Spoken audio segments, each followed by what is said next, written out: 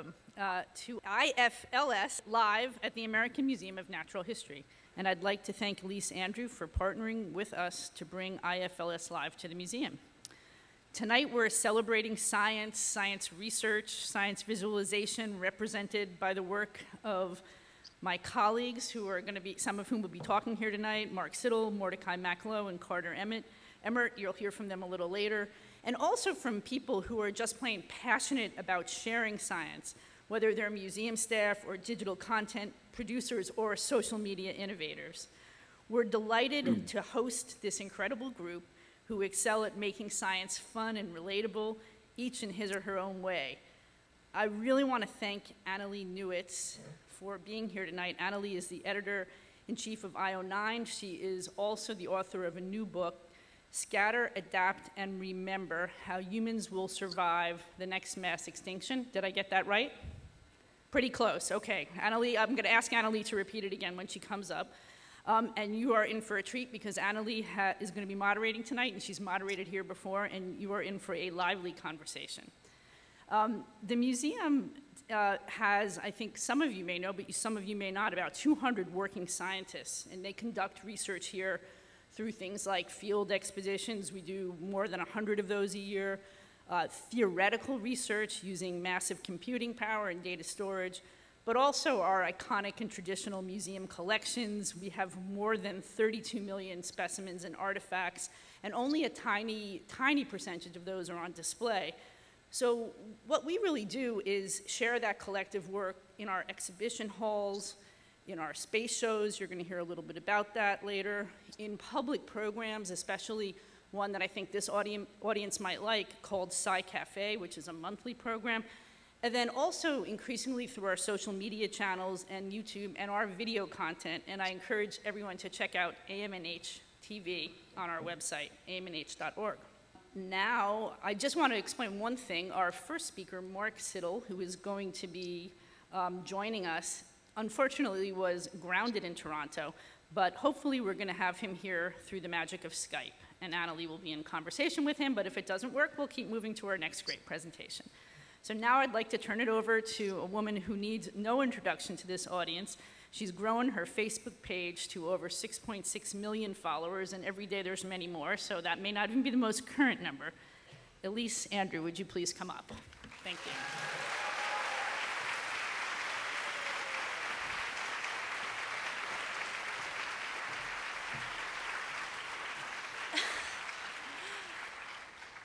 Wow, that's a lot of people. Hi everyone, I'm Elise and I run I Love Science. I'm not even sure if I'm supposed to say that tonight. It's probably too late, yeah. I just wanted to quickly say thank you to everyone for coming. This is completely overwhelming to see everyone here and to see how excited and enthusiastic and passionate everyone is. It's just absolutely amazing. So thank you so much for being here. And we want to get on with the show, so I just want to introduce Annalee Newitz, editor of IO9, who will be hosting and moderating the event for us tonight. So enjoy the show.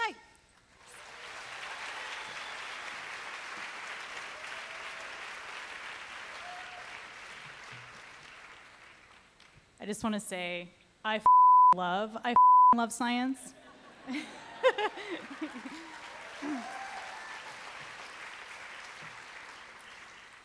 So we've got a lot of stuff for you tonight. Oh, I better turn this on. Is that gonna, well, whatever. Okay, so we've got a lot of stuff going on tonight. We're gonna start out by giving you a taste of a couple of the upcoming shows that will be here this fall at the American Museum of Natural History. And then we'll come out and have our panel with Elise and the other folks who are gonna be talking to you about getting enthusiastic about science.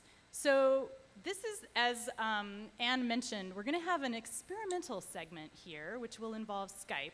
Any of you who have used Skype understand that it's always a fun experiment. We're going to have Mark Siddall, who is not just a parasitologist and not just the curator of the upcoming show about poison at the museum here, but he's also a world-renowned expert on leeches. And if you know anything about leech biology, you will understand how awesome it is when I tell you that he taught me about traumatic insemination. Look it up on Google. It's something that leeches do, all right? So Mark is going to join us, and there he is.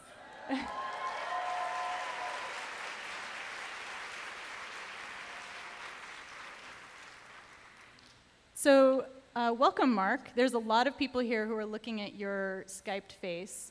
And can you tell us a little bit about the upcoming exhibit on poison? And I know you have some slides to show us about the different aspects of the exhibit.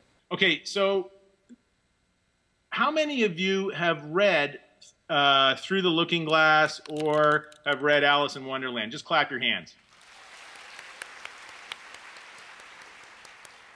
Okay, so everybody clapped. You remember the Mad Hatter? Well, it turns out that Lewis Carroll grew up in a town near Stockport in the UK, and Stockport was the hat-making capital. And it turns out that hat makers would actually use a mercury compound in order to get the hair of the beaver pelts or rabbit pelts to come off, and so they could felt it and make hats. This long-term exposure, for example, to mercuric nitrate, got into their brains and messed them up, and it was known that hatters would get a little bit weird. They'd have behavior problems. They'd get the jitters. And so this idea of mad as a hatter is something that goes way back before Lewis Carroll, and he incorporated that from, no doubt, his own personal experience seeing mad hatters walking down the streets of Stockport in the UK. In the United States, the place for this was actually Danbury, Connecticut, and it was the center of hat making in the US, and there was a condition known as the Danbury Shakes. This again comes from exposure to mercury in the environment. Now, what's interesting about something like mercury or lead or some of these other compounds in the periodic table is that the reason we get poisoned by them is we don't have an evolutionary history of dealing with them. These are things that have been released into the environment by us only in recent times. And so there's a connection between whether or not something is toxic and whether or not we've had an evolutionary relationship with them. Can we go to the next slide? One of the things that we're going to try to show in order to make, look, if you come to the museum and you get this really downer show where it's poisons are bad and poisons are awful and poisons are horrible, everybody walks away kind of feeling not so good about the show, and that's not what we want to do. So we were looking for ways to make the show very narrative positive. And it brings up the idea of what is a poison? A poison is merely something that interferes with some otherwise normal physiological process, either delivered as a venom or something that you ingest if you eat a plant, for example. The very same definition applies to drugs. And of course, a lot of the early pharmaceuticals that we have and that we had are actually toxic compounds that plants and animals produced in order to subdue something else or to prevent something from feeding on them. And the left here, you can see one of our preparators in exhibition making a model of a Brazilian wandering spider. This is a particularly fierce little beast with huge fangs, all the better to bite you with. But other spiders, like the Chilean rose tarantula on the lower right, the venom from those are being exploited, for example, for drugs to prevent fibrillation in heart patients. The Bothrop snake you see at the top, in as much as we don't have a compound from it that we use as a drug, angiotensin converting enzyme, ACE, inhibitors have been a huge success for companies trying to control blood pressure. Now, the way that this worked was that we didn't know about these targets except that somebody studied the venom, and then finding the target, somebody was able to develop a drug against it. So we're trying to also wrap into the show how our relationship with poisons and toxins is something that is useful for all of us. And if we go to the last slide, this is just a little view of the periodic table to show you there's a few areas in the periodic table that turn out are very, very interesting. And I'll draw your attention to that lower row. In that row, you'll see that we've got platinum and gold. They're fairly inert. We use them for making rings. And then all of a sudden, we've got things like mercury and thallium, terribly toxic. People were making depilating creams made of thallium because it makes your hair fall out. Well, obviously, if something makes your hair fall out, it's probably not good for you, but that sort of was understood a little bit later. Then we've got lead that's been used in lead paints and other things, terribly toxic. And all of a sudden, right in the middle of all of this, we've got something like bismuth. that is a very important compound in one of the things that people use for helping stomach upset, for example. And then we move along to polonium and radon. So that little row there tells a very lovely story. And yet you go up to the row slightly to the upper left, chromium, manganese, iron, cobalt, nickel, copper, and zinc. All of these things are terribly toxic if we get them in huge quantities, and yet they're things that are absolutely necessary for the function of biological processes in our own body. So often, obviously, the dose makes the poison. And then one last point, going right to the top, you see carbon and nitrogen, one of the two most common compounds that are in all biological life, including ourselves. Put them together and you've got cyanide. And yet cyanide is a major component in cassava, which is a plant that feeds about half of the planet. And we've just learned as human beings how to detoxify. We're going to try to cover a lot of these topics. We're going to try to bring in the complexity with mythology, with literature, with Sherlock Holmes, antidotes, the whole business. Please come after November when it opens. It's going to be a real hoot. Thanks so much for joining us, Mark.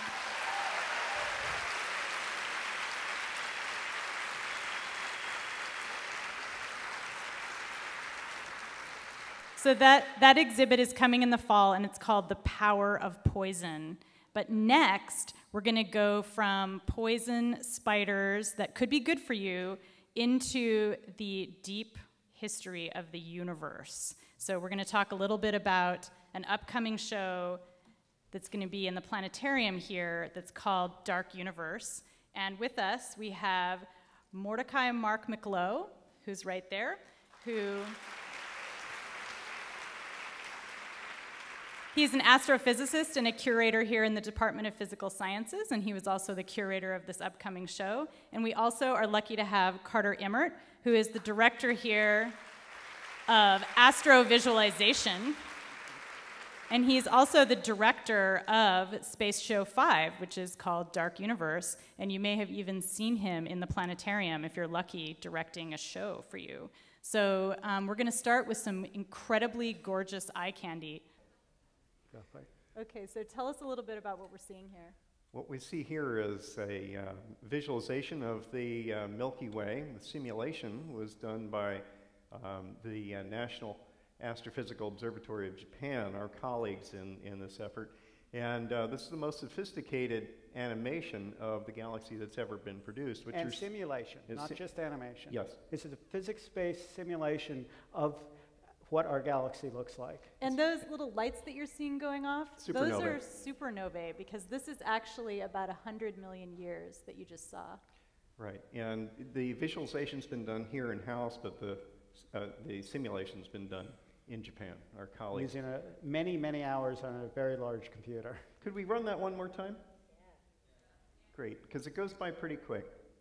It's only 100 million years. Thank you, Jess. And so we see the dust that blocks the view as we come over from the very thin disk of the Milky Way. And what you're seeing is an evolution of about half a rotation if halfway out where we sit, we go around every 250 million years. This is a 100 million year animation. So every time step, every So in Cosmic Collisions, which some of you may have seen, the space show before last, we actually showed the Milky Way galaxy in a similar physics-based simulation with about 1/10 as many stars, because that's as many as a supercomputer could do back then, when my grad student Yusing Lee did that simulation. Now WADA and BABA and Saito in Japan have much larger computers, and we've been able to do this enormously complex and beautiful model of the Milky Way galaxy. But now that we've shown you the beauty of the light that we can see in the galaxy, let's go into dark matter, all the things we can't see that are actually really the most important component of all this whole galactic. Can we get the pie chart up? So the universe is not mostly made of stuff like you and me. We're made of normal matter, atoms, protons, and electrons, and neutrons.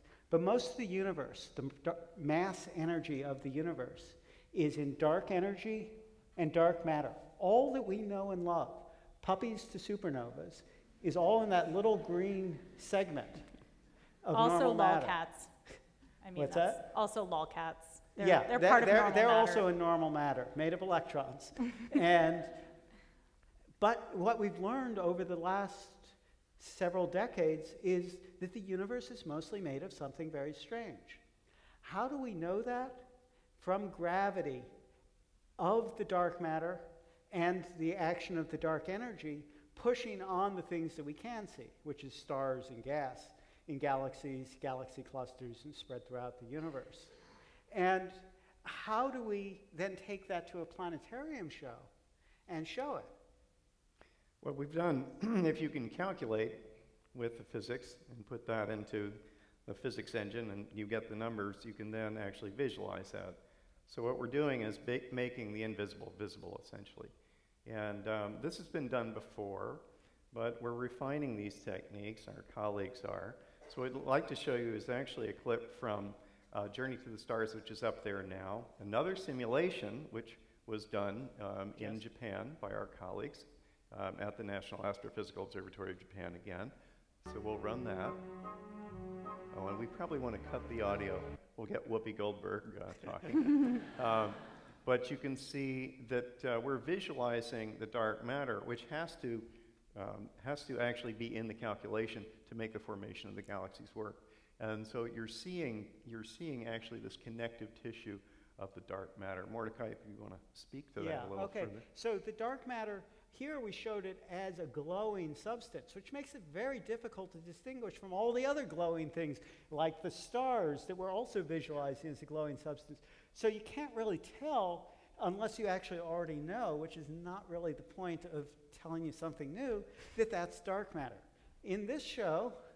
So we were looking at a more sophisticated way of actually showing the dark matter. We wanted to really point out and have the audience intuitively see it.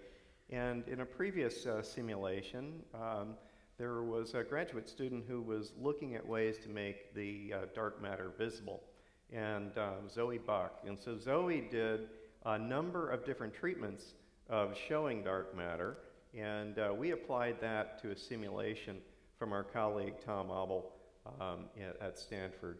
So what Zoe found was that if you glow the dark matter, nobody knows it's dark because it's glowing. But if you make it dark, like in Dark Universe, we're going to show it. Do you know which is the dark matter? It's the dark stuff. And that gets across very easily. But this is also... So the white stuff is normal matter? The white stuff is normal matter. It's the galaxies yellow and clusters stuff of galaxies. The yellow, okay. The bright stuff. Right. So you can see where there are stars, and you can see how the stars are controlled by the dark matter. The dark matter forms this very fine web, and then the stars form at the densest points in it because the dark matter draws the gas together until it's dense enough to start forming stars.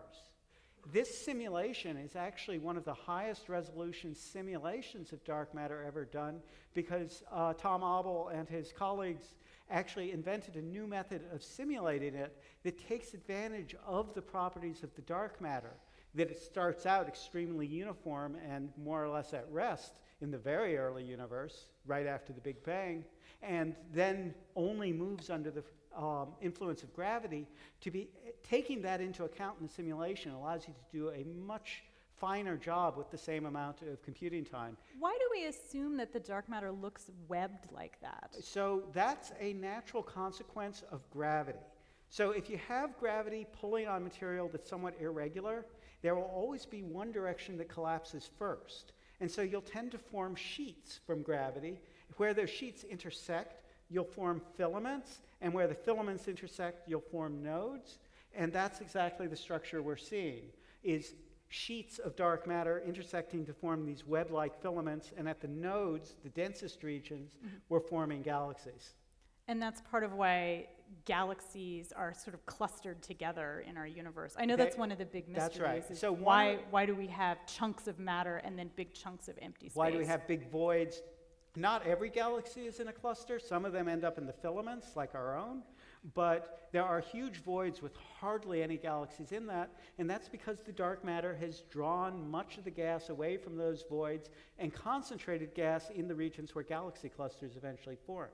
Little known fact, most of the normal matter is not in stars, not in planets, not even inside galaxies, but is in hot gas in those nodes surrounding and interspersed with galaxy clusters. And I'd like to point out that in the dome, it allows you immersion within this. So you feel that you're sort of stepping into the diorama in the case of the sense of what the grand tradition of this museum, you come up to a window on nature. In this case, we're sort of taking you inside the science. That's why we call it a space show, because we take you, not just the sky show on this, from the surface of the Earth, we take you into space.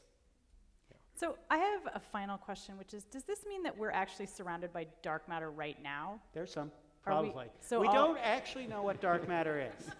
The current best suspicion is that it's some elementary particle, in which case, literally, some are passing through my hand right now. It is possible, we don't know yet, it is possible that it's something bigger and lumpier, like small black holes, although the observations are not consistent with that right now. Maybe it's some weird kind of physics that we don't understand gravity right, but that would require that we really didn't understand gravity well, and there are a lot of observations that are consistent with gravity behaving like Einstein said it did, which wouldn't allow that. So it's probably passing through my hand right now. Stay tuned. There are underground experiments that are at the point of possibly detecting this particle. There have been 2 sigma and 3 sigma hints of a detection. Physicists aren't happy until you get down to 1 in a million chance of being wrong, 5 sigma. And we're not there yet, but we could be there in the next few years. So until then, after this show, maybe we can be juggling dark matter at the party and, you know, I mean, or we wouldn't be able to because it'd be passing through us, so yeah. It may circle us. All right, it may circle us. All right, well, thank you guys very much. The upcoming show is this fall. The show is called Dark Universe, and it's coming this fall. And now, the moment you've been waiting for, more f***ing love for more f***ing science. All right, I want to bring out the panelists that are going to be speaking. We've been told to sit in a certain order. I don't know if we're actually going to do that. This is Elise Andrew, who you all know from I Love Science.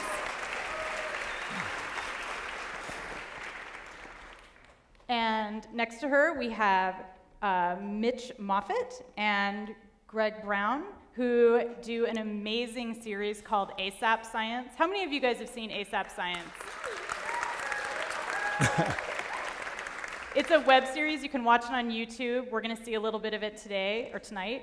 And then over there, is that Maria? Okay. And then over there we have Maria Popova, who is the incredible curator at Brain Pickings. And she also writes for places like Wired and The Atlantic and The New York Times. Anything awesome, she's probably written for it. And she's known as a curator of science information as well as a journalist. And finally, all the way on the end, we have Emily Graslie, who does the Brain Scoop show, which you've probably also seen, which is amazing. You can watch it on YouTube. She is also based out of the Field Museum in Chicago, where her title, this is my favorite title ever, is Chief Curiosity Correspondent. So,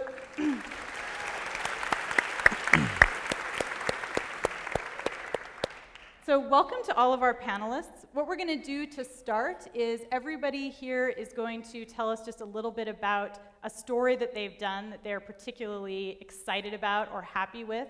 And so we're going to start with Elise. All right, this week in science. You guys will follow the page, so you probably know I do one of these every single week, and it's my favorite post every single week. Because one thing that really frustrates me about a lot of the traditional media is that you don't often, I mean, they report the science stories, but they don't seem to grasp how important they are, or how much of a big deal they are. You never see them on the front page, and they should be.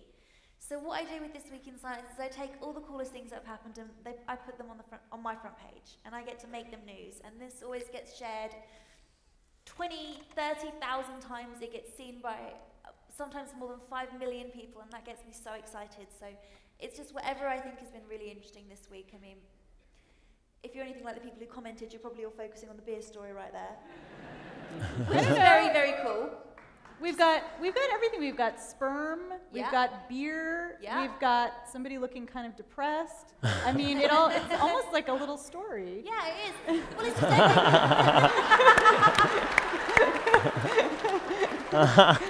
that's how we'll all be looking tomorrow morning. That's what I'll be looking like anyway. So this is just everything that got me excited over the last week. This one's from Sunday. I mean, the one that got really interested was the manufacturing sperm and egg cells using skin cells, and I didn't have much space on this thing, but they actually managed to get a live birth from that. And this is in mice, by the way, not humans, just to clarify that. But they managed to genetically engineer sperm and egg cells from skin cells, and a mouse actually gave birth to another mouse from those cells, and that just, I thought, was incredible. That absolutely blew my mind. Beer that doesn't give you a hangover, I mean, who doesn't hate that? Yes, please. The WISE telescope is being reactivated and will be used to search for potentially hazardous asteroids, which is brilliant because asteroids kind of scare me. So anything we can do with those. A new device that can identify bacterial and yeast infections 24 to 48 hours earlier than traditional methods. Obviously very exciting. Yes. I mean, obviously, probably not as exciting as the beer thing to everyone, but it's still a pretty big deal. I'm pretty sure like 52% of the audience is pretty.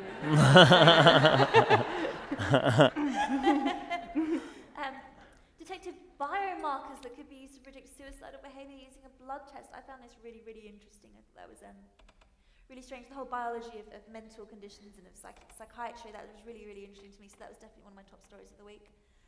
Using gene therapies to successfully repair heart cells. Again, that was really, really interesting that week.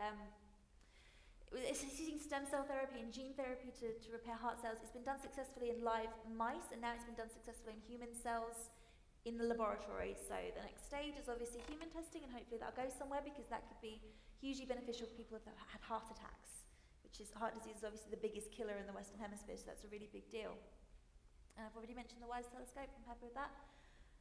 So that's my favourite post all week, every week. I love that one. I'm really excited. You know, if you love me, if you want to make me happy, if you don't share anything else all week, share this one. This is the one that I really care about. So ignore all the crappy jokes. Share this, please. That's great.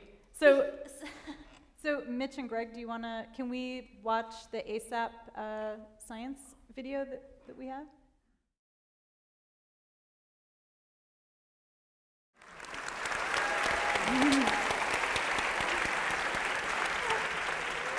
Is that you guys singing? Yeah, that's us singing. That's awesome. In the basement over and over. So what do you guys like about this? Why was this a particularly fun segment to do? I think for us, like, what we're trying to do often is reach people who don't necessarily think science is cool. And so that kind of embodies our message of turning science into like fun, quirky, accessible science. Because a lot of people see science as this big barrier. They think it's too hard for them, or they can't understand it. And so for us, this isn't the perfect example of us really explaining anything. Oftentimes we take a subject matter that would otherwise be boring or boringly explained in school, like, you know, cell division or, you know, DNA, and we ask the question instead, like, why do we age? Something that everyone can relate to. Or instead of talking about physiology, we say, why do you get morning wood? So it's just, for us, it's about finding that way to relate. I'll let Greg sort of. Yeah, so like a good example of sort of this process is our latest video, which actually went up today, so check it out. Yeah, so we were interested, we wanted to talk about sort of the process of how we take cholesterol and sort of transform it into a working, functioning vitamin D, and sort of that process and pathway in our body. But that might not be the most engaging thing. We were like, what should we call it? Vitamin D, like, are people gonna wanna watch that? So we sort of came up with a script thinking about the pathway and maybe trying to think, okay, so the sun grows our bones, how could we connect this? But it wasn't compelling, we weren't inspired, and we were having trouble sort of figuring out the video. So we brainstormed again, and we sort of got onto the pathway of what would happen if we didn't go outside. So we thought a lot about how, I mean, we're all probably guilty of this, sitting on our computer at home, if it's us, sometimes the day goes by and we're like, oh, didn't go outside today, okay. So that might be a part of people's lives now. So we were able to incorporate some other videos, which we were learning about the aesthetics of nature and sort of how it affects your brain positively. And we also, actually, there's some really interesting study about sitting and how we are sitting for a lot longer and the actual negative effects of sitting and actually increased mortality. And we were able to come together and put that into a solid question of what would happen if you didn't go outside. And that is sort of the engaging question that we hope will get viewers in there. And then when they're like, oh, this is interesting, we're throwing the science at them. And they're learning it. Yeah. Also for people who need to memorize the periodic table, that's like true. that's a great mnemonic device, actually. I've recently been trying to memorize it, so thank you for that. So, all right, do we want to move on to Maria's page? All right. So this is taken, I believe, from an article that I did on the diaries of Maria Mitchell, who is a pioneering astronomer and the very first woman on the payroll of the US government. She worked for the United States Nautical Survey and did these really elaborate and complex mathematical calculations that sailors use to navigate. But that's besides the point. The point is that well, I should preface this by saying that I don't only write about science. It's one of many things that I write about, including philosophy and history and art and design and psychology. And I would say at least 80% of the things that I write about come from the past, anything from 10 years ago to 1,000 years ago. And the reason for that is that I think the internet has an enormous newsiness bias, and news is mostly about information. But the role of a great cultural communicator, especially a science communicator, is helping take information and transmute it into knowledge, which is an understanding of how that information explains the world, and then transmuting that into wisdom, which is the ability to apply knowledge to how to live well and how to live our lives. And so I came across the diaries of Maria Mitchell. This illustration is by a friend of mine, Lisa Congdon. We have a little side project called The Reconstructionists that highlights, it's a year-long illustration project, and every week we select a woman that in some way reconstructed our understanding of the world, and about a quarter of them are scientists. So we had done one on Maria Mitchell, and in doing her biography, I came upon her letters and diaries, which are in the public domain, are in theory accessible to anyone on the web, but are kind of unknown. But they're fascinating because she talks about so much of what we deal with today, but most importantly, it's a record of what it's like to be a woman in science in, you know, a century and a half ago. She was the very first female professor on Vassar College faculty, and she actually, just to give you an idea of how radical it was, she was teaching astronomy to women, but at the time, women were not allowed to go outside after dark. You see how that works. So in any case, this article was basically me pouring through about 400 pages of this woman's life record, her private writings and her letters to other people, and trying to extract things that she thought and believed and pursued with absolute conviction that are very much timeless and in many ways timelier than ever today. That's amazing. All right, let's move on to Emily's clip.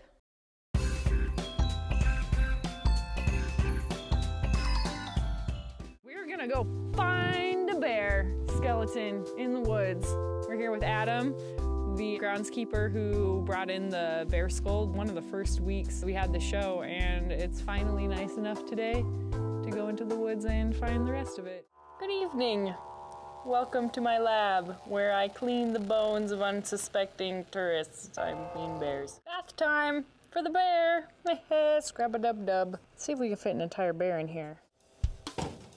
Making sure everything is under the level of where the water and peroxide is gonna be. And we try to cram as many bones as possible into a container, mostly to save on peroxide because it's kind of expensive. It comes in these big containers.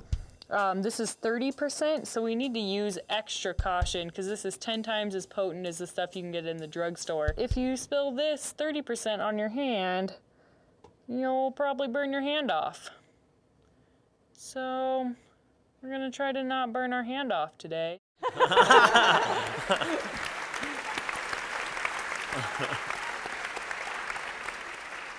You're going to have to find the Brain Scoop online to find out what happened to Emily's hands.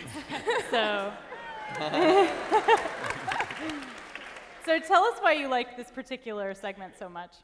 Well, just to give a really quick backstory, I actually graduated with a degree in studio art from the University of Montana. Somebody out there.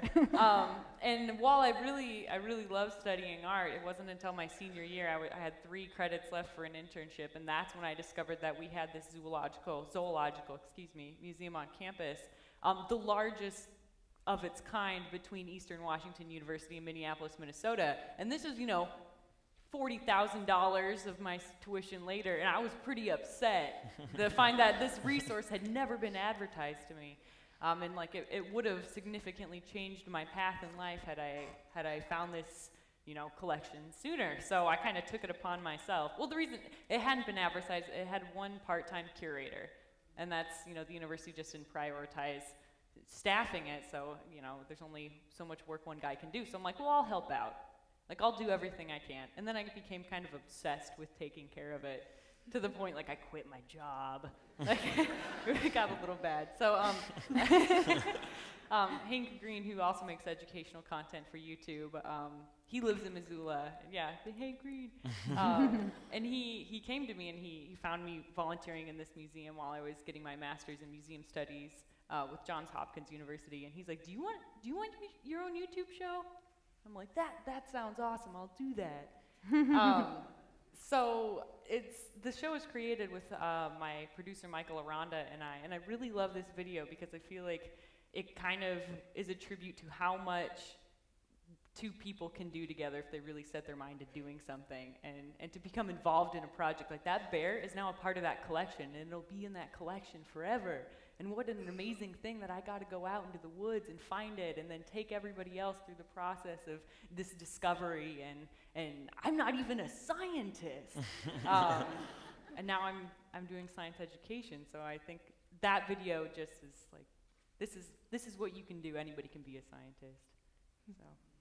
Yeah, I think that that was awesome. I think one of the things that's interesting about all of us up here on the stage is that I don't think anyone here is a professional scientist. Correct me if I'm wrong, no one here is a professional scientist. And yet, all of you are talking about science to the public all the time. And part of what we've been already talking about is how difficult that can be sometimes, and how you have to think through all the different ways of doing it. So I'm just curious, what do you think is the hardest thing to explain in the world of science? Like, what's the most difficult concept you've ever had to try to translate? That we are all scientists. Really? Wait, yeah. Wait. Tell me more. Because so often I get somebody who's like, I study literature. Like, I'm not a scientist inherently. I think that's a misconception we lose. Like, as children, everyone's excited about discovery and imagining things and creating their own universe and exploring. And at some point, people think that stops. And so I think just like empowering people to feel that as though everyone is still a scientist, we're all still discovering and exploring, and it is possible. Like, you don't lose that. Yeah. And related to that too, I would add that science is not separate from life. Science is life, and the most interesting things and often the most vital springboards to discovery happen on the fringes where disciplines bleed into one another. And I certainly didn't set out to write about science. I started Brain Pickings 8 years ago when I was just learning about how to live, you know, and science just emerged as one of the things that influences everything else. And actually, Dorian Sagan, yes, Sagan, he's the son of Carl, wrote, and he's a magnificent science writer in his own right. He has a book out that came out a couple months ago called Cosmic Apprentice, and he talks about why science and philosophy need each other, and I think that's very much the case. And it is the most challenging thing to communicate to people implicitly, not explicitly, but to understand that science is integrated with everything. Yeah, it doesn't have to be in some ivory tower or in some museum. You can actually find it anywhere. So do you guys immediately, like, you started grinning immediately when I said, like, what's the hardest thing you've had to explain? So I want to know what you're thinking. Yeah, no, I was thinking of it more in a literal sense, like what was the hardest sort of video? And then about those answers, I was like, huh, I think these are good. We had good. I was going straight. We had good like, meta dark commentary, matter. and now let's get down to, like, you know. I would definitely say it's kind of the same things, but if we're talking about actual content, I think for us, there are some touchy subjects, and I know you've probably come across these too, that are harder for whatever reason, just people's upbringings or background, whether we're talking about evolution or whether we're talking about, you know, how people got here. Those types of topics that we come across, I think we try to sort of strategize, like you don't want to throw that into people's faces who aren't quite willing or ready to accept that. And so I think for us, it's like, that's our process of how do you connect with people who aren't connected with science in the first place, and let them know that this is interesting, and I'm not trying to tell you that you're wrong, but I'm trying to show you something really cool. And so, you know, instead of calling a video like evolution, we would say like, which came first, the chicken or the egg, you know, and then build a sort of story around that, and then sort of sneak in the, you know, the evolution part of it underneath. Yeah, I think they're absolutely right with that, and it's very difficult to pick something and label that, you know, this is the hardest thing to communicate because it's different for everyone.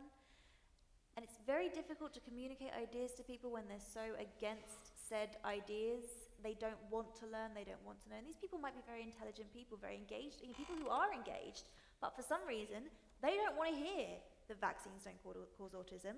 They don't want to hear that humans definitely share a common ancestor with other living apes. They just don't want to know this stuff. So to communicate that to them, you can have all the evidence in the world, you can have all the information, everything right there at your fingertips, and they will just not listen. And that can be very, very difficult, and that can be very frustrating as well. You do feel like slamming your head against the keyboard sometimes. Done it once or twice. So you can't really pick something and say this is difficult because everybody's minds works in different ways. And if you want to learn something, no one is going to stop you. If somebody is really keen to learn something, no matter what it is, no matter how complicated it is, they're going to go and do it somehow. People don't want to learn a lot of the time. They really don't. Well, I think it's actually quite the opposite. I think people do want to learn, but a little too fast and then a little too easy a way, because we live in a culture where just about the most embarrassing thing is not to have an opinion, and people tend to form opinions that are based not on learning and understanding, but on superficial, borrowed impressions. And that is why we get a lot of people who believe certain things about evolution, about reproduction, and about things that just it's easier to subscribe to a certain mythology that doesn't require in-depth understanding. And I think that's the challenging part. How do you change someone's mind and someone's so-called opinion, or what they think is their opinion, which is really a set of adopted impressions, right? And how do you shift them to understand? And I think what you do an amazing job with that on Facebook specifically, because that's where you get people who think they believe one thing, but then they're willing to, it's like you create a little gateway almost. Yeah. You know? Yeah, well, that's what I hope to do. I sometimes call it the gateway drug to science. So that's my goal, so I'm glad that's coming across. But it can be very frustrating because I do sometimes feel that people don't want to.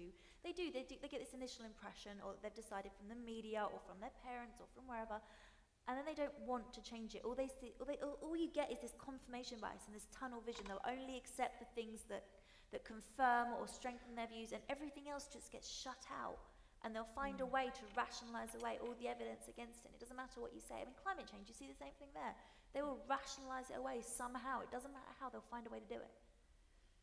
Yeah, I've had to start saying climate fluctuation now when I talk to people, because I talk, because of this book that I did, I talk to people a lot about climate changes over the past, 500 million years. And you say climate change and people immediately think, oh, you're talking about politics.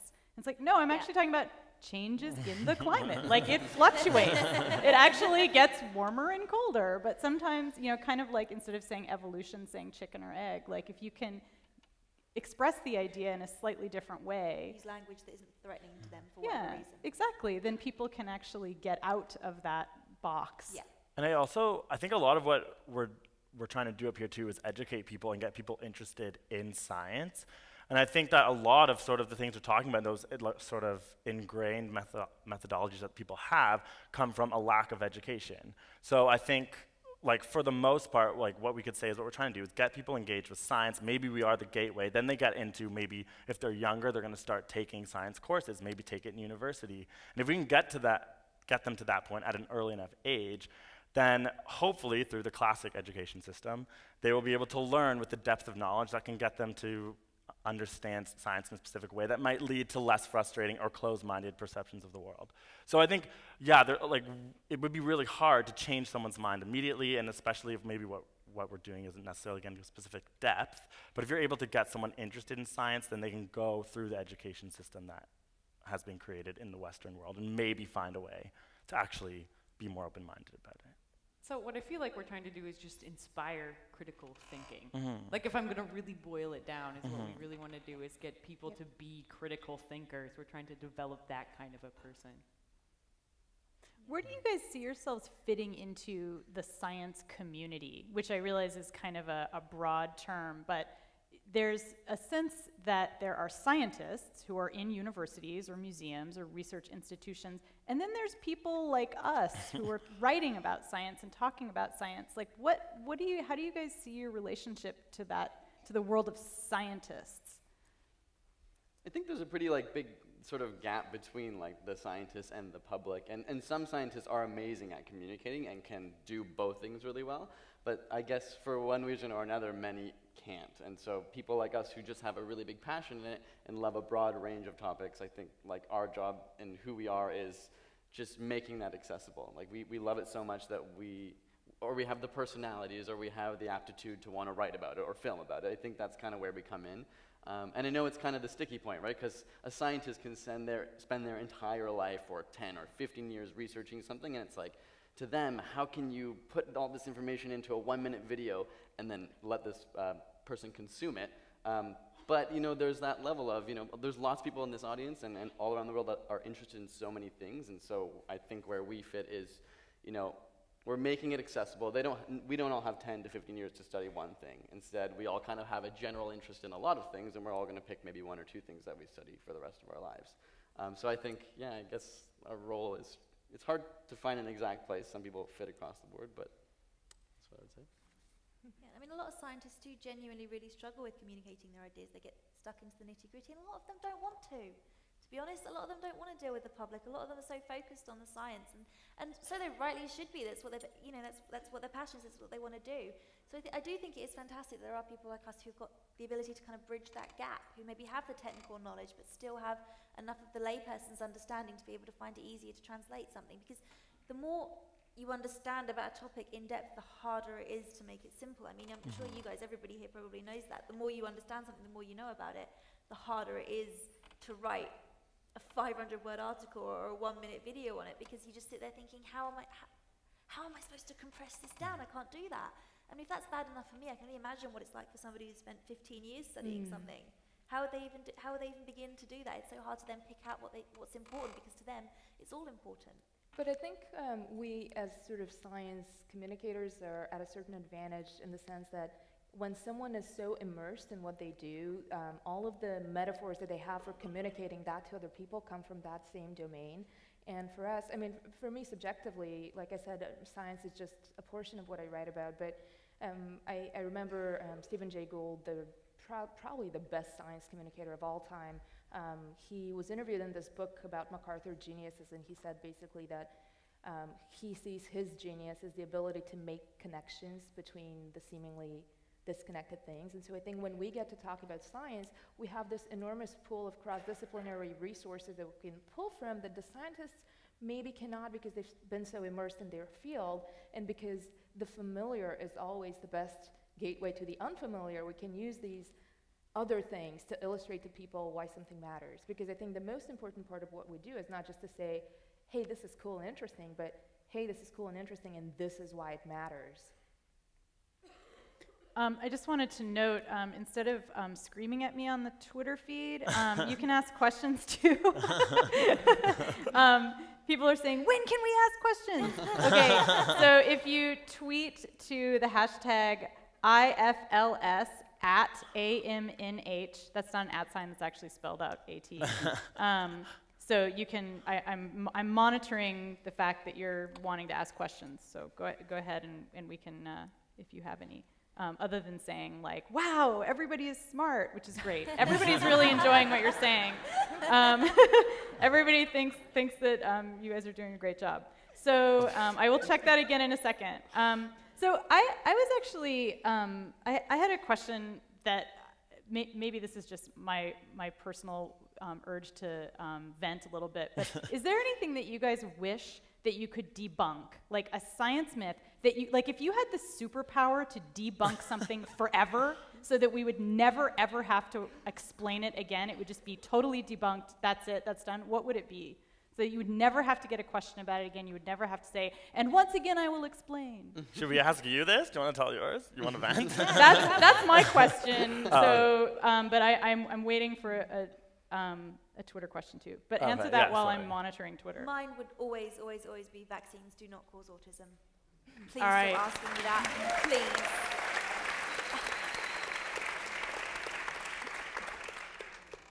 I hope we're not going down the line. I don't have one. Yeah, I honestly yeah, you am can not skip. You don't have. passionate about. Anybody else have one? Everybody's like, no, I'm. Creationism is the obvious one. That I think we're way past that point of debunking at this point. Yeah. I think mine would be, yes, the climate is changing. No, that doesn't mean that you're a bad person. Can I do more here? Because I get sent these. Yeah, go for it. Every single piece of crap that ever comes across your newsfeed, someone sent it to me. No, there is not going to be, Mars is not going to be the size of the moon. That's not true. Stop saying it to me. Leaving cut up onions in your bedroom will not suck the flu virus out of you. That one got 1.2 million shares on Facebook. I you not. 1.2 million. I can't even, there's so many of them and they all get sent to me. It's brilliant. It's really not. Okay, here's a great Twitter question. The panel members seem to believe they can reach people who don't know about science. Doesn't that make them hopeless romantics? Yes, probably. But, it does happen. I get emails from people every single day saying that they thought science was hard, they thought it was scary, they thought it was intimidating, and that they've been opened up to it. And, I even get some people telling me they're going back to school or they're going to learn more.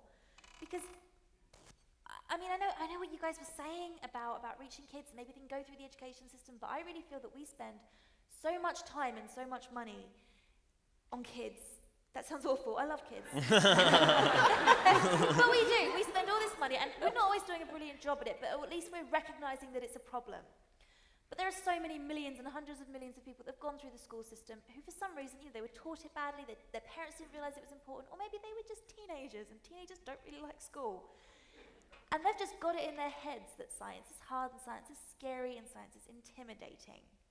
And these aren't bad people, these aren't stupid people, these are people in finance, in management, in business. These are very clever people who are perfectly capable of being scientifically literate and understanding these concepts. They've just got it in their head that it's scary, so they'll never even think about turning on a science documentary. They'll never even think about opening up a science book. But what you can do with social media, that viral aspect of it, when a video goes viral, when a post goes viral, they can look at it without even realizing where it's come from. A friend of theirs has shared something funny, a funny dinosaur holding unstoppable, it's all very funny. So they'll like the page and then suddenly they're hearing about all these amazing breakthroughs that are happening. And it's kind of insidious. This person is learning about science without even knowing it's happening. I always kind of liken it to sort of hiding the vegetables in the good stuff. They don't even realize it and they won't know until it's too late. Ray Bradbury, who has probably gotten more people interested in science through fantasy and science fiction than any other writer, he famously said that man always starts with romance and builds into a reality, and I think that's absolutely true, and I think it would be tragic if we were not romantic idealists to some degree, because how can you hope to inspire that in someone else's heart if you don't have it in your own? Yeah, and I think, that was good. And I also think what's important and what we need to talk about is also the mediums with which we're working in. So Facebook, YouTube, and the internet are all, and especially even more personally talking about YouTube, there's very young demographics. And I spent this year actually as a science teacher, and I understood the stress of trying to educate a classroom in science when there's this curriculum that's being forced on me to teach. So all the engaging sort of concepts and things that I would want to do in the classroom, I couldn't because I had the stress of administration, and this is a whole other ballgame of talking about education. But it was, yeah. But it was awful, and I couldn't do the things that I wanted to do for a variety of reasons, and the students couldn't learn the way they wanted to learn in their own time. It's archaic. It's, in my opinion, messed up. So that's when what we're doing steps in and really starts to sort of change things for the better. So we do get messages about people saying they were not interested in science in school. They had no interest in it, but they went home, they watched YouTube, which they're all doing too. I was like, what do you do in your free time? Like, watch YouTube? I was like, okay, good.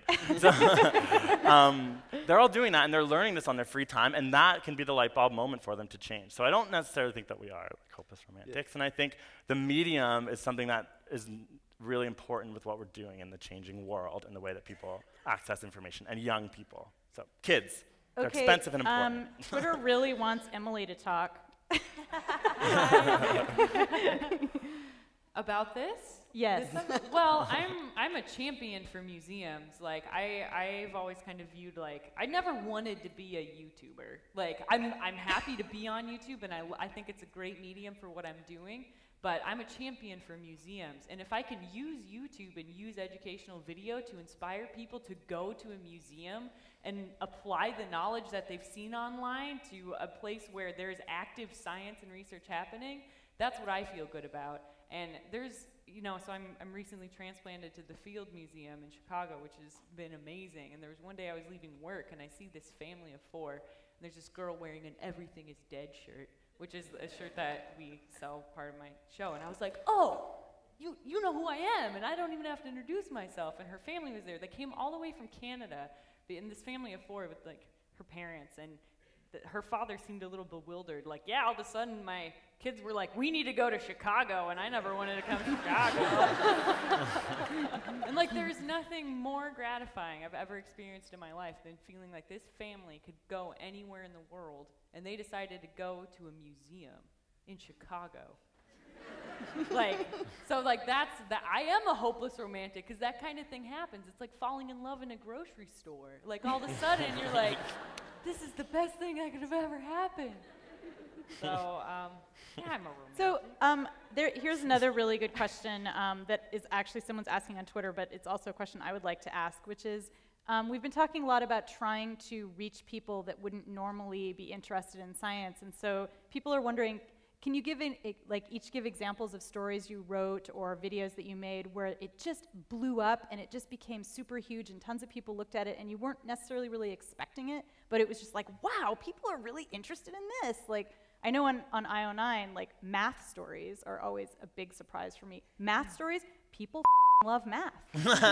Like, you would not believe, and I am always surprised. Like, all right, math Well, I works. skinned a wolf for YouTube, and I was terrified about putting that video online.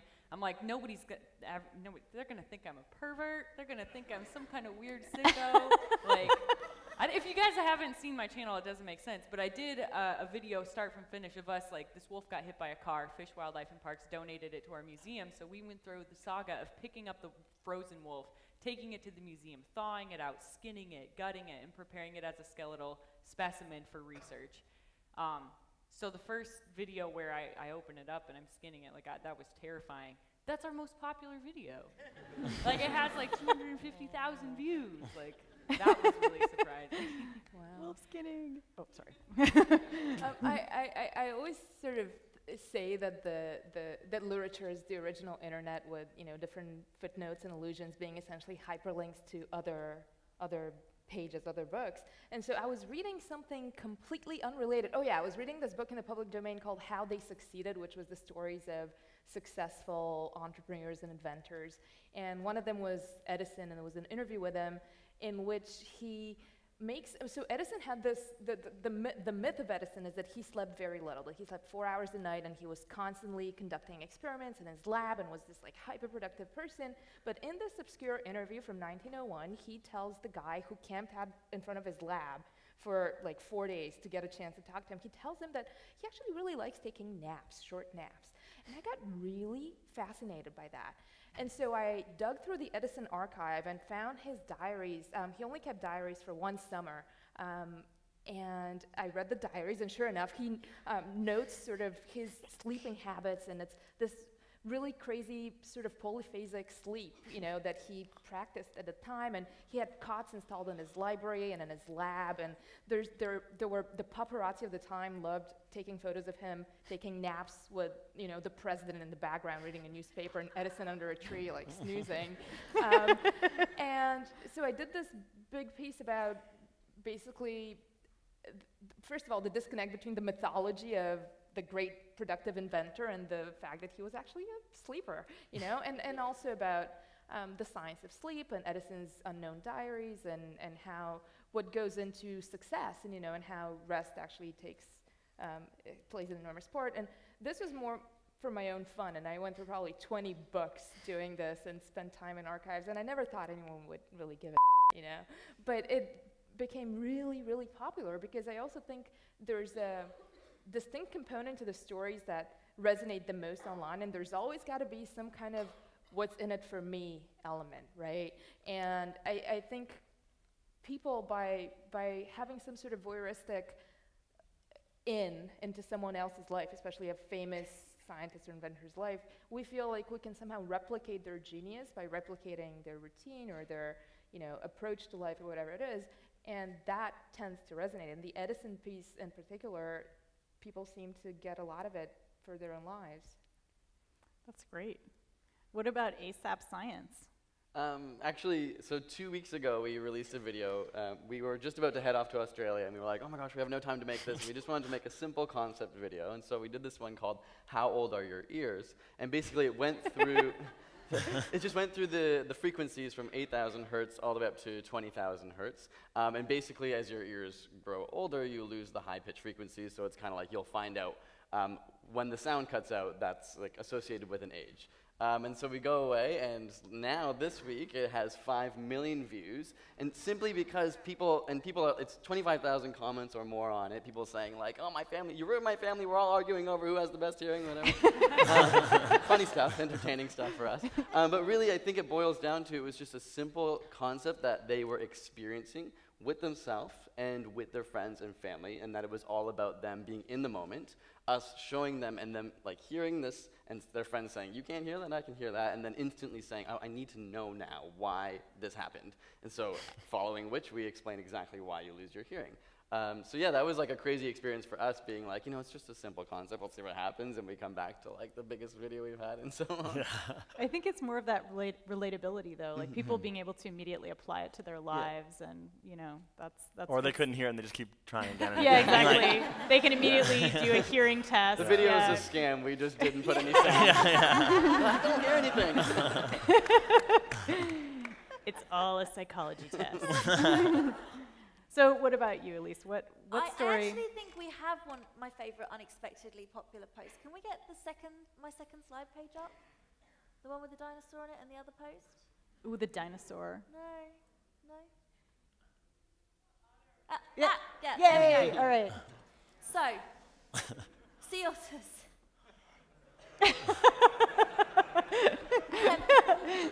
It's a happy story. This one came about because you probably all saw it. There was a meme that went around all over Facebook talking about how they hold hands when they sleep so they don't drift apart. Which is very true, they do that. They also rape baby seals to death. And it sometimes irritates me how people have a tendency to romanticize nature and talk about how lovely it is and how sweet it is and how men are the evil ones and we're so awful and isn't nature lovely? And you know, if we could just be more like the animals, we'd all get along and everyone would be so lovely. Nature is really scary. Seriously. This did phenomenally well. People, I suppose a lot of other people were really annoyed with the twee otters holding hands, but this got shared something like 70,000 times. It was seen by about 10 million people. It was insanity. And obviously a lot of people got very upset about it. People were emailing me, you know, you misrepresented otters in your post. Those really upset because they only do that if they are under stress and overpopulated. And that is exactly true. They do only do that if there are no females around and if they are stressed. If there are plenty of females around and they are not stressed, they will rape the females to death instead. Which is obviously much better.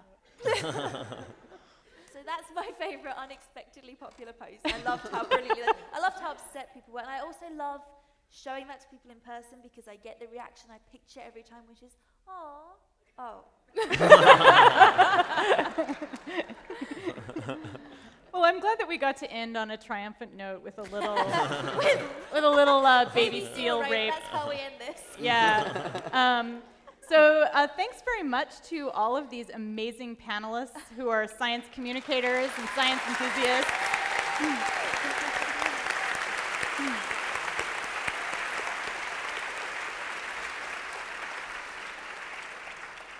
And before we go, Elise has a final thing that she would like to tell us about. Yes, I do. According to your programs, this should be the end of the show. But we have a very special surprise guest who has been able to join us tonight. He's a personal absolute hero of mine, and I'm sure he is for all of you as well. He's one of the most amazing science communicators I have ever met, and even better than that, I know that he has an amazing gift to really express the passion and enthusiasm that I know everyone in this room feels for science. He is the director of the Hayden Planetarium.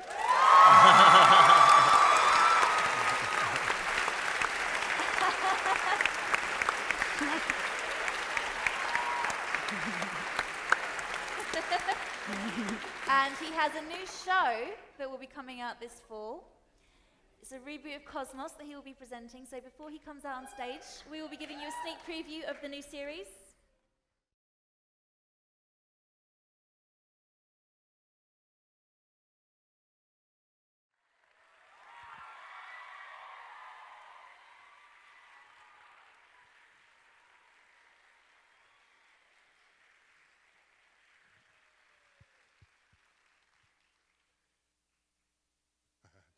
Just kidding. I always like messing with the sound guy when I do that. So that's what I did over my summer vacation. I'm normally clad in my starry vest, but this was a last-minute addition to the program, and I thank you for warmly receiving it, because this was a great panel here, just hearing the energy of what's going on out there. And I feel much less sort of burdened by carrying it all on my back, because everyone else is sharing that burden now, right? Especially the Mars hoax about Mars being as large as the moon. That's an August phenomenon, by the way. It happens every August. So that's what I've been doing. Just a couple of notes about that. I'm not going to hold you here much longer. There's a reception where there's food and drink. And I think some of you have wristbands. You know who? Yes, okay. We all know what wristbands mean. And so it's Cosmos. It's in the spirit of the original. I'm the host. Carl Sagan died in 1996. And if you count backwards to when Cosmos first aired, it was 33 years ago. It's an entire generation. And Cosmos, among all documentaries, gets remembered. I don't know that any of us remember any other science documentary from 30 years ago, even if you're old enough to have seen documentaries 30 years ago. So Cosmos was something different. It was something special. It wasn't simply a textbook retelling of the latest science discoveries. It explained why science matters. And it was the first of its kind to really do that. And we learned from the viewer reaction to that series that people do care when they learn why something matters. They do care when the science is told by way of a story. Even with the skinning of a wolf, as creepy and gross as that is, the fact is there's a beginning, middle, and end to that story. Well, she took out the middle, so there's the beginning and an end, the skin and the bones, right? So everything we heard on this stage is about what kind of story can you give about how science connects to our lives. And it's not just, here's a fact, go learn it. So this trailer, which is sort of purposefully a little abstract and mysterious as the best of trailers are, we're 85% finished filming it. I have another 20 days filming 10 days in September, another 10 in October.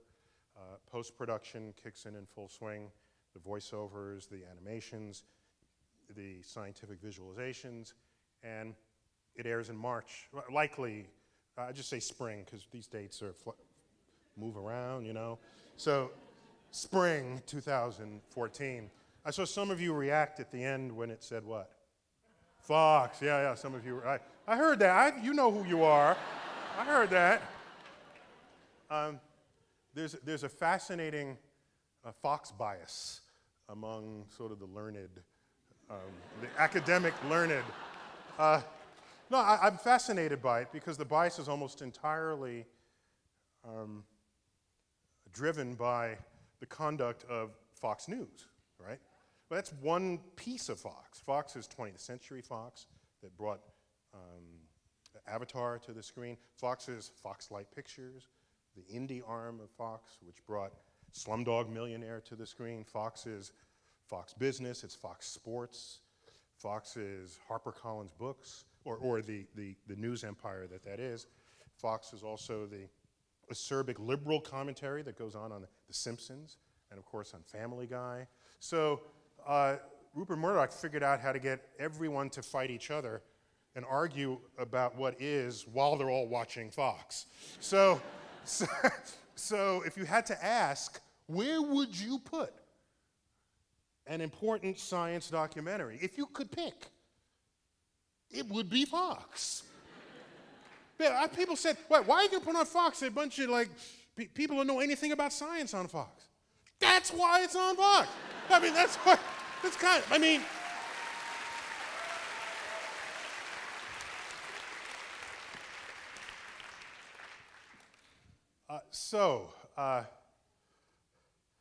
I'm happy to take some questions, although I don't have the Twitter feed to read them from, but I can see a raised hand, and I'm happy to repeat the question, if any. It'd be about anything.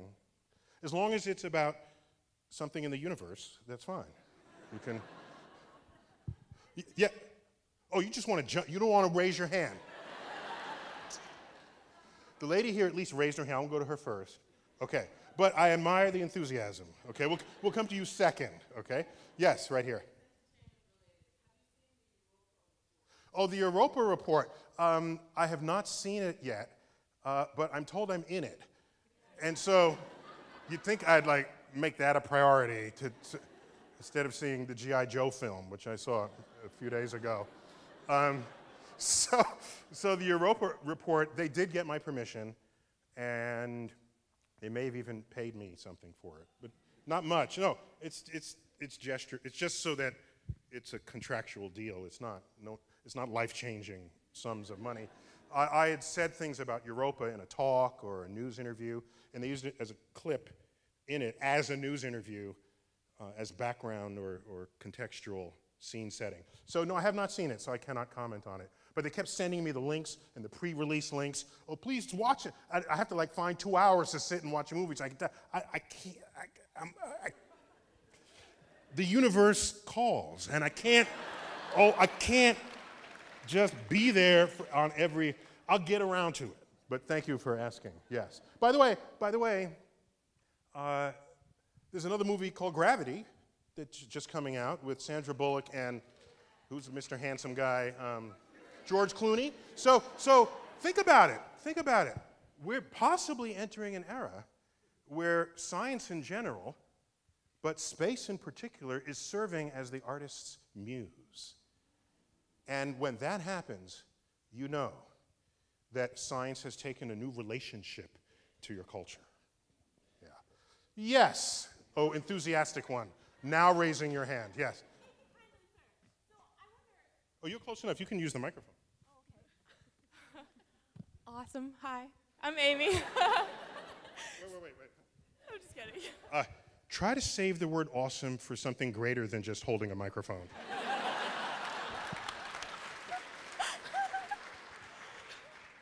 So I would like to know the Neil deGrasse Tyson answer and description of what is matter.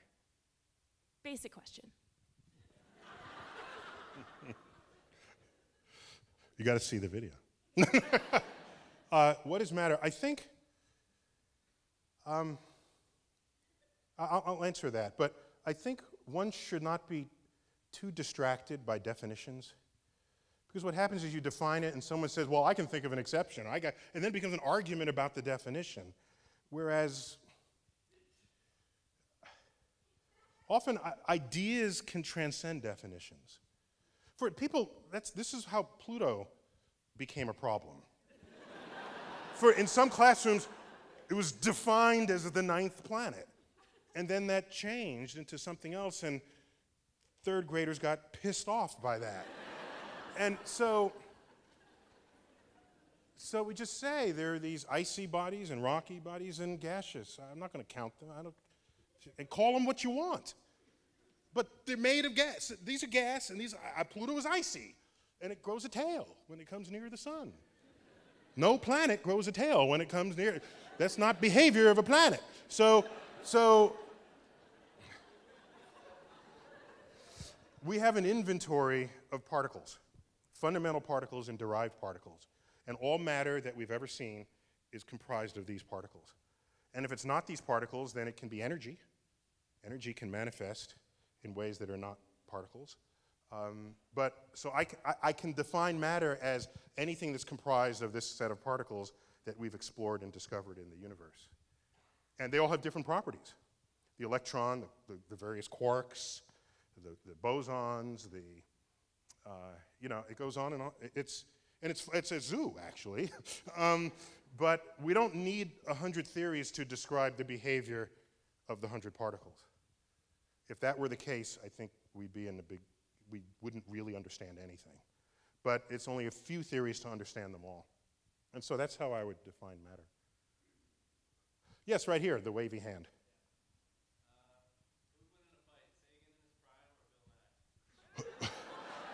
Who would win? I'll modify your question. Who would win in a cage match? Bill Nye or Carl Sagan in his prime? Oh, you want to throw me into it too? I was captain of my high school's wrestling team, and I studied martial arts. So I think I got this one, all right? Now, wait. Sagan was a big guy, though, and Bill Nye is kind of slender. So Bill Nye might make some rock'em sock'em robot and then control the robot in the ring. He would surely win on that one. Actually, lately, Bill Nye's been pumping some iron in the gym. I've been talking to him about this. So next time you see him, he might. Little pencil neck Bill Nye that we all grew up with will be like muscle. I don't know how big he's going to make his muscles, but he's working on it. Yes, right here.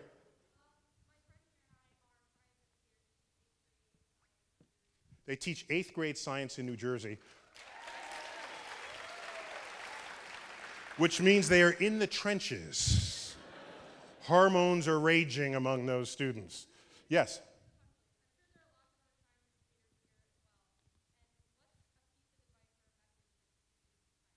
What advice can I give to science educators?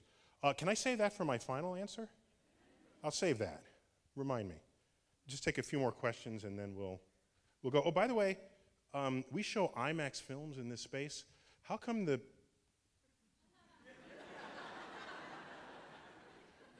what happened to the trailer? It used like a fourth of the screen. I just didn't know. I don't know. I'm just asking. Could have. All right. Sorry. So a question, front row. Yes.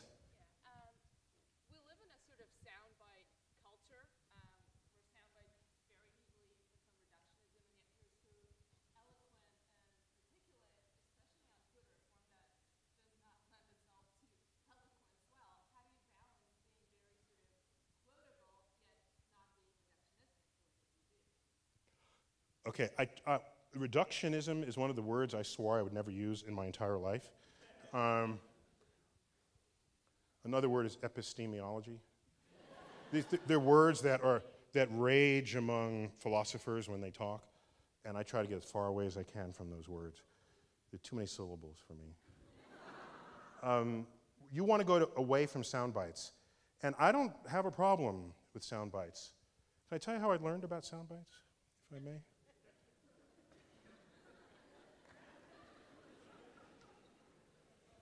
It was 1995. The first ever planet orbiting a star that was not the sun was just discovered. I had just joined the staff here at the American Museum of Natural History. I was a staff scientist. I was not director. Actually, at that point, I was interim director. The previous director had left. A new director had not yet been appointed. It was all the news. The news was hitting, and NBC sent a reporter to the Hayden Planetarium for a quote. Okay. So they didn't know me from anything. I'm just the director, so the interim director. So you get a quote from the man in charge. So that's what they did. So they said, well, how do we know this is a planet? And I gave my best professorial reply. Well, the Doppler shift, as it moves around the sun, the star, and it shifts, the waves get compressed and expand one and another, and you can calculate, there's a formula, you calculate that, you get this shifting of the spectrum of the star, you infer the presence of a mass, and you get a planet. Okay? And I described the fact that as the planet moves around the sun, its host star, the star moves in response to that. And it's that movement of the sun that we measure. Okay? So I go running home, put on the TV, and all they had was me doing this.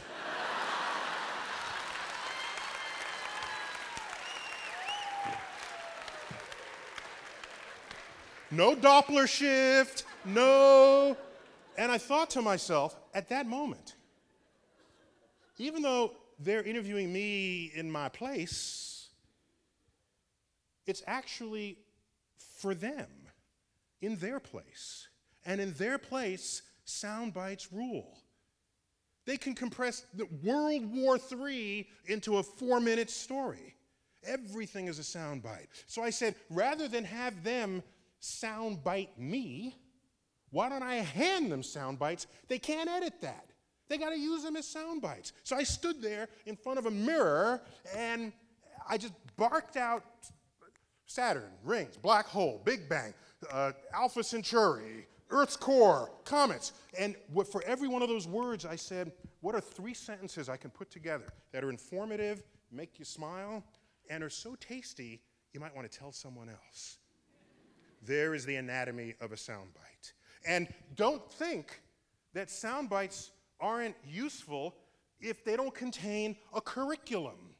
A soundbite is useful because it triggers interest in someone who then goes and then puts in the effort to learn more. And that's what all a museum can really be. A person spends,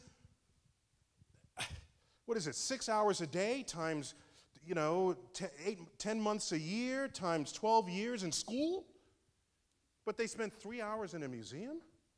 And you want them to learn something you could test them on when they get out? No. I mean, you could try, but I think it's unrealistic.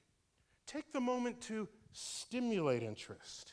And upon doing so, you have set a learning path into motion that becomes self-driven because that sound bite was so tasty.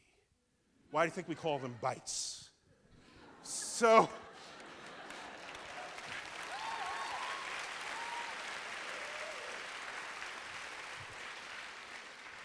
and that's kind of what Twitter is. It's almost like haiku, actually. It's like the fewest words to convey the most.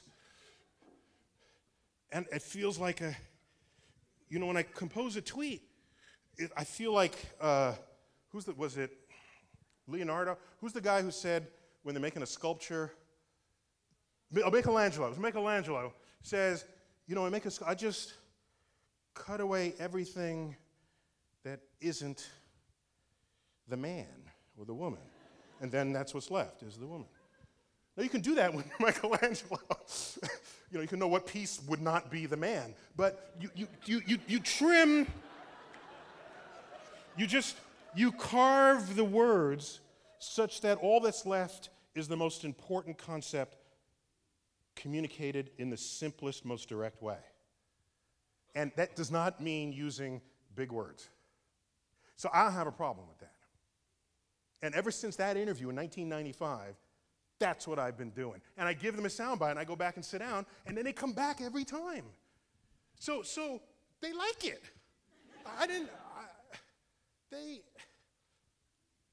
People say, well, how do you get on the news so often? I'm not looking to get on the news. I'm stay home with my kids. I don't need to go out and be on anybody's newscast. But they remember the last soundbite I gave them. I'm okay with that. I'll take maybe 3 more questions, and we'll go. Yes, right there. Yes. By the way, you guys in the cheap seats, you can hear me when I speak? And the questions? The back row? Good. Okay. I see a lot of armpits are looking good. Okay. Yes, right here.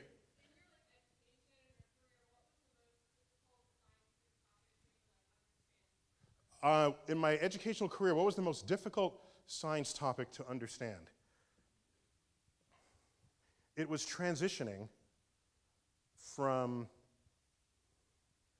algebra to calculus.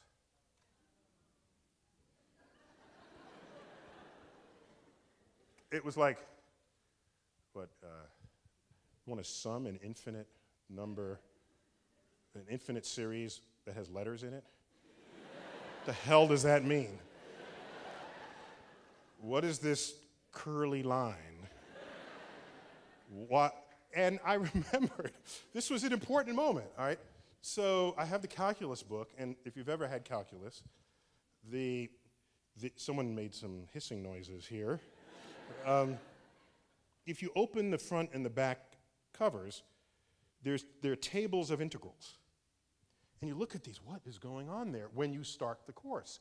And I thought, I will never learn any of this. I don't know what it is. I don't know what it's trying to do. I don't know the point. And week by week, the fog dissipated. And I said, oh, I know what that is. I know what that's trying to do. I needed to do that last night. Oh, that's good. And then halfway through, and all of a sudden, math, the calculus became transparent to me. And I saw its power and its grace. And so that transition for me was not only literal in its moment, but it became metaphor for anything else I walk up to and at that moment do not understand a bit of it. And I just say, with effort, other people understand it. I'll just try, and it might take me longer or shorter, I don't know, it doesn't matter. If I want to learn it, I'm going to invest the time. And that's what I did then, and that's what I've done ever since. That was in high school. I took calculus in high school.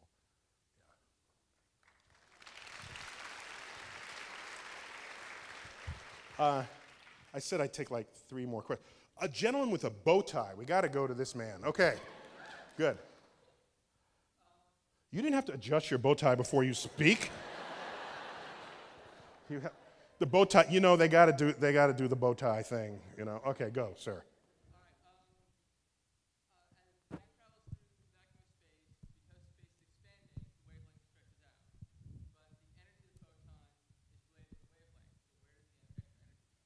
The question is, he's just asking questions from the universe here. Not about education or any reason why we're assembled, but that's fine. I'll be happy to answer. He asked if a photon is moving through space that's expanding, and then the wavelength increases and the energy of the photon drops, where does the energy go? So the energy is still there. It's spread out. Okay, so the energy, we use the word density to refer to how heavy something can be for its volume, okay? But density is a general concept that you can apply for things that are not just mass. You can think of density of ideas. In this room, it's probably pretty high. You can think of density of many things. In the case of there, we think of the density of energy. And as the universe expands, the energy density drops. It's spread out over more volume of space, but the total energy is still there. We good? Okay. Yes, ma'am. Wait, so nobody wants to ask about cosmos or anything? Okay, that's okay. I'm just saying, I just showed you a cosmos preview. And I'm here standing in front of you with the preview. And you're asking me, like, science questions. Oh, that's okay. But I just don't know how you measure opportunities here. But go on. Go on. Yes.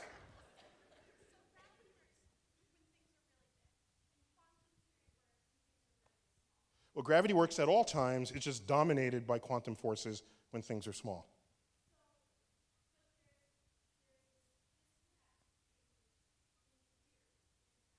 Yes. Yeah, so she's asking about gravity, big things and small things, being subject to different understandings of nature, different theories of nature. There's a disconnect between those two theories, that is correct. A disconnect between general relativity, the theory of the large, and quantum physics, the theory of the small. They do not talk to one another. Why, how, what?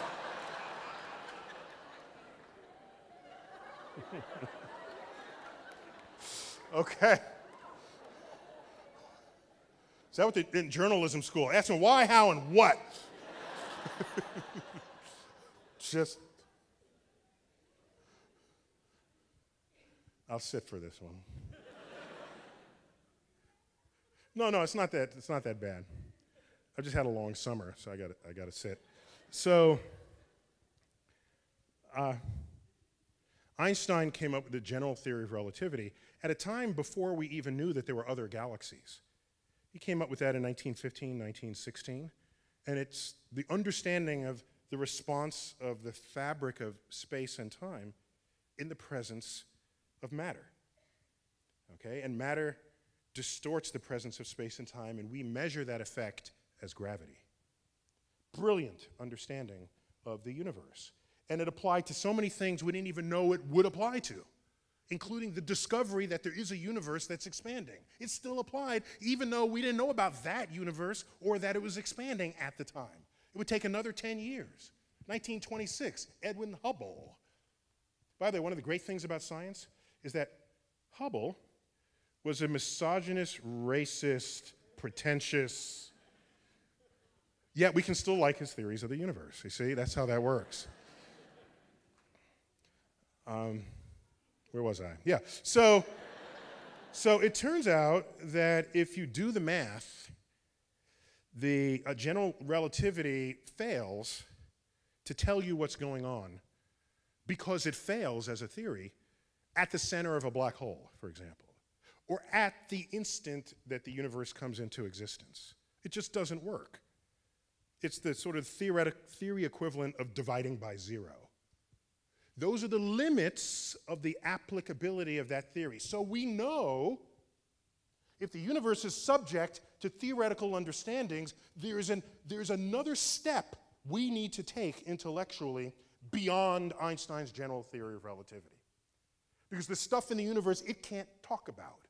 It doesn't know how to talk about. Yet it accounts for everything else, and that's good.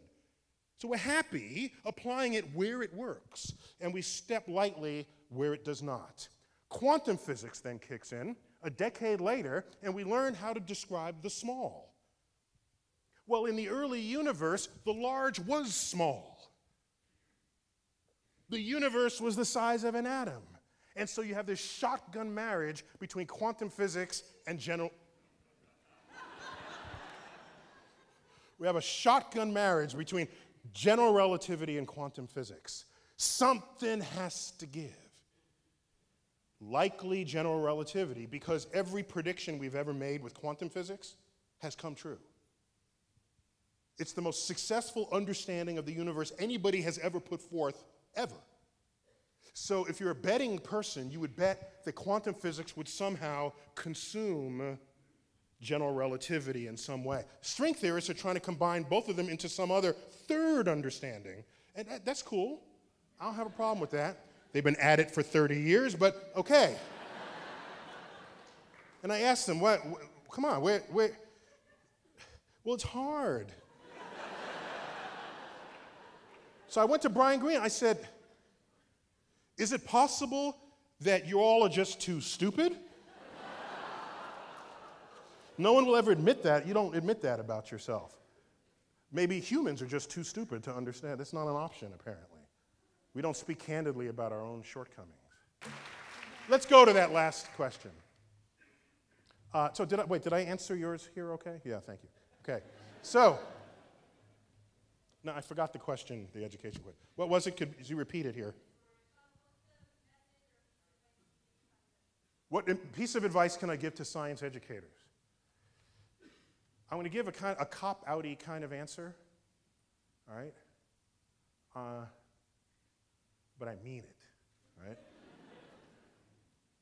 I bet, and we've never met, okay? Some of you have met, but generally we've never met, but I will bet I can answer a question for you that would be your answer to this question. You ready? In your life, all your years in school, from K through 12, through K through 16, graduate school K through 21, whatever it is, how many teachers in your life left a singular impact on who and what you became? I'm betting that number is no more than what can fit on a single hand. Raise your hand, hold up, and with fingers, how many teachers made an impact on your life? 3, 4, 3, 2. Is anyone holding up 2 hands? We have a 2-hander here. You have 10 fingers up. 10. Oh, you have 11. 11. Okay, the 10 is clearly the exception. Most of you were, how many were 2? How many were 3? It's like a third of the audience. How many were 4? 5? 6?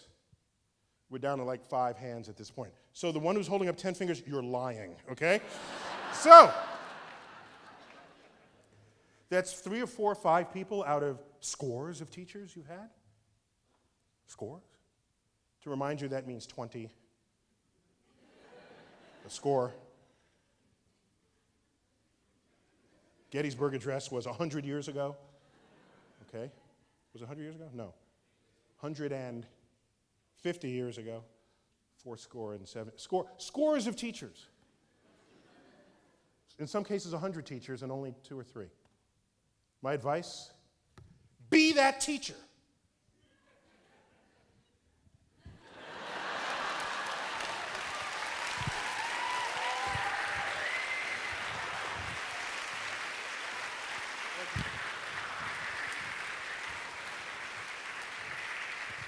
You had a last question here? What's that? Cosmos. Tell us about it. No, I did. Did you have a specific question? Or? No, I think, why don't you just tell us, you started off by saying that the first Cosmos was 33 years ago. How is this one going to be different? How's it different? Thank you. It's 13 episodes like the original. These are broadcast hours rather than PBS hours, so they're shorter in the hour because they're commercials that come in. Now, initially, that was kind of, I have to break for a commercial. And then you realize that the commercials force chaptering of stories. So that, in fact, the parceling of information will be much more accessible to the typical viewer.